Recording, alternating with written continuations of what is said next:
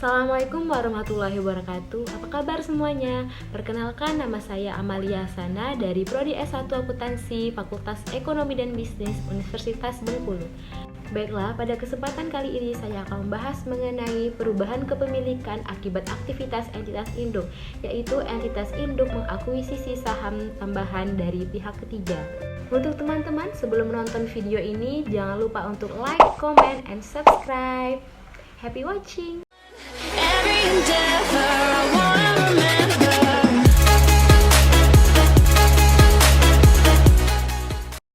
Pada bab sebelumnya diasumsikan bahwa terjadinya akuisisi itu tidak berubah.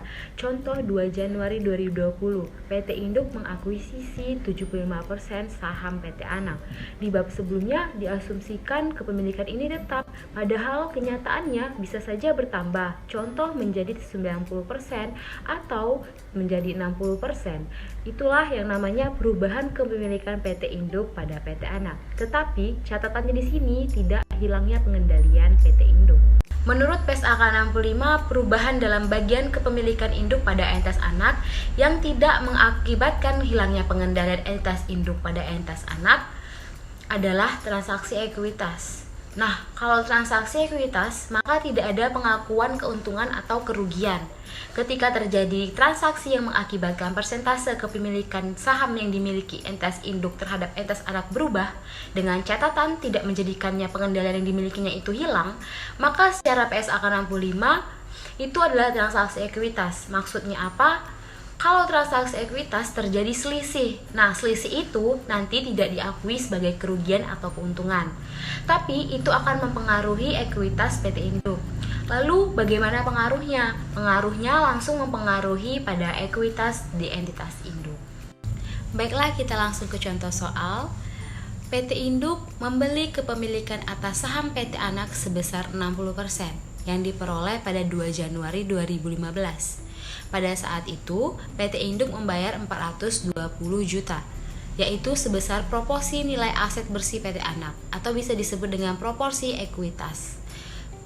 Komposisi ekuitas atau aset bersih PT Anak saat itu terdiri dari saham biasa dan saldo laba atau retained earning, masing-masing senilai 500 juta dan 200 juta.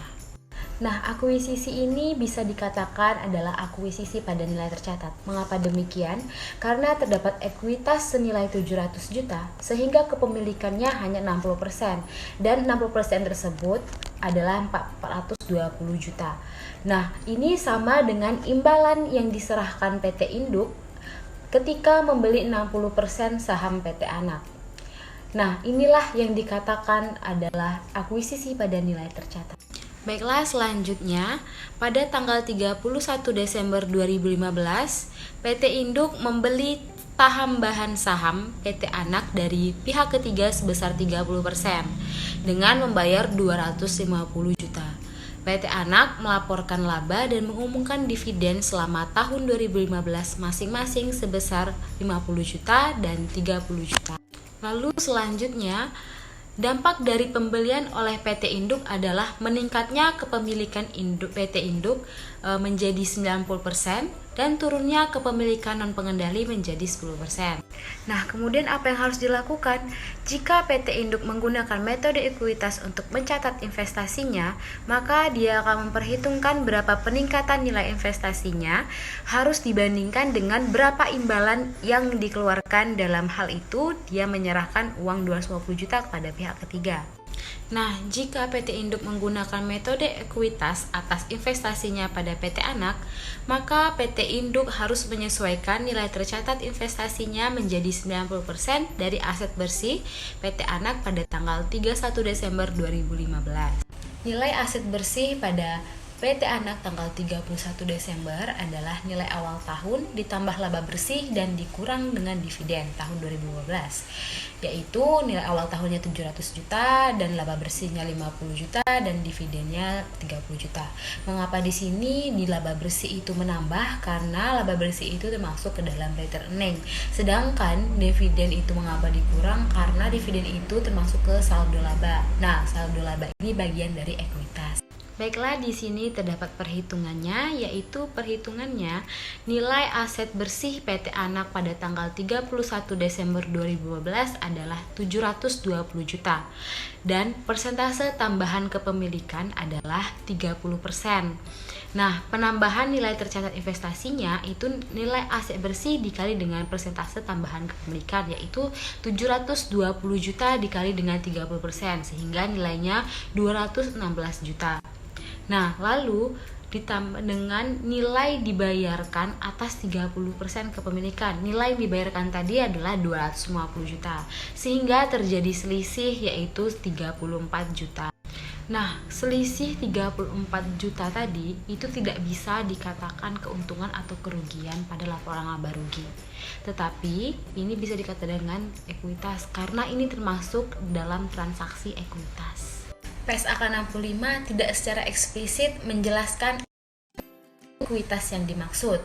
Namun, prinsip umum dari selisih yang timbul dari transaksi tersebut diakui di ekuitas sebagai tambahan modal di setor. Maka, jurnal yang dicatat oleh PT Induk saat pembelian adalah pada tanggal 31 Desember 2015, investasi di debit senilai 216 juta, ekuitas atau tambahan modal di setor di debit itu 34 juta, dan kas di kredit senilai 250 juta. Baiklah, selanjutnya kita akan mencari perhitungan jurnal eliminasi. Yang pertama kita lakukan yaitu memasukkan saldo awal, yaitu saldo 2 Januari 2015. Di sini terdapat rasio 60-40. Untuk 60 itu rasio untuk PT Induk dan 40 itu rasio untuk kepentingan pengendali. PT Induk senilai 420 juta, kepentingan pengendali senilai 280 juta. Untuk saham biasanya terdapat 500 juta, untuk saldo laba terdapat 200 juta. Lalu ada laba bersih. Nah, laba bersih ini untuk meningkatkan saldo laba entitas anak tersebut. Untuk rasio masih tetap 60/40. Untuk PT Induk ada 30 juta, untuk kepentingan non pengendali 20 juta, dan ada saldo laba 50 juta. Baiklah, selanjutnya adalah dividen. Nah, dividen ini mengurangi saldo laba. Maka untuk rasionya masih tetap 60/40. Untuk PT Induk adalah 18 juta, untuk kepentingan non pengendali ada 12 juta. Karena mengurangi saldo laba, maka saldo labanya akan dalam kurung senilai 30 juta. Nah, tadi terdapat penambahan senilai 30%. Nah, untuk PT Induk ini ada 216 juta, untuk kepentingan non pengendali adalah 216 juta. Mengapa di dalam kurung? Karena ini tadi kan dibeli oleh pihak ketiga. Nah, pihak ketiga itu adalah kepentingan non pengendali. Lalu ada yang terakhir saldo untuk 31 Desember 2012. Untuk rasionya ini sudah berubah. Rasionya ini karena tadi 60 bertambah menjadi 90 karena bertambah 30%. Jadi 90/10%. Untuk PT Induk itu 648 juta, untuk kepentingan pengendali saldonya 72 juta, untuk saham biasa tetap 500 juta, dan untuk saldo laba itu 220 juta. Nah, itu adalah perhitungan jurnal eliminasinya. Selanjutnya ini adalah jurnal eliminasi yang diperlukan. Nah, jurnal yang basic adalah untuk menghapus ekuitas PT Anak. Maka di sini kita akan menghapus akun ekuitasnya PT Anak itu yaitu saham biasa dan saldo laba sebesar nilai awal. Di sini terdapat saham biasa senilai 500 juta di debit, untuk saldo laba itu 200 juta di debit, saham dan saldo tadi itu saldo normalnya di kredit. Karena akan dieliminasi dan dihapuskan, maka akan dipindahkan ke debit. Nah, lalu ada bagian laba atas PT Anak yaitu senilai 30 juta, dan ada bagian laba non pengendali senilai 20 juta. Selanjutnya ada dividen diumumkan di kredit senilai 30 juta, dan ada investasi pada PT Anak yang dimiliki oleh PT Induk senilai 648 juta. Nah, yang terakhir ada kepentingan non pengendali di kredit senilai 72 juta. Nah, tetapi untuk kepentingan non pengendali ini bukan untuk dieliminasi atau dihapuskan, tetapi malah sebaliknya. Maka kepentingan pengendali ini akan dimunculkan, maka nanti ini akan muncul di laporan keuangan konsolidasian. Nah, Ini sebagai bagian pada ekuitas pada laporan keuangan konsolidasian, yaitu kepentingan non pengendali. Baiklah, itulah penjelasan video dari saya tadi. Lebih dan kurang saya mohon maaf. Saya akhiri, wabillahi taufik wal hidayah. Wassalamualaikum warahmatullahi wabarakatuh. See you next time.